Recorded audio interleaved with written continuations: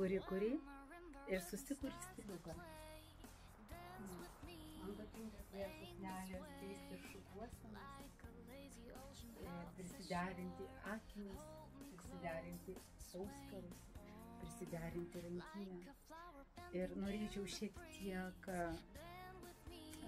pasikalbėti apie tokį kaklą ir pečių atidarimą, kad vengia, bijo, nežinau, merginos, moteris ir ypač tie įsitikinimai, kada yra pas moterį didesni pečiai, sako, mane stambina, maskuoja, slepiasi, galiu pasakyti priešingai, iš tikrųjų gražina ir krūtinės ląstą, o aš dar giliau kviečiu moteriai nemaskuoti, bet skirti dėmesio savo krūtinės ląstos gražinimui, raumenukų stiprinimui ir tada jums tiks visos dekoltė, visos kaklo konstrukcijos ir modeliai.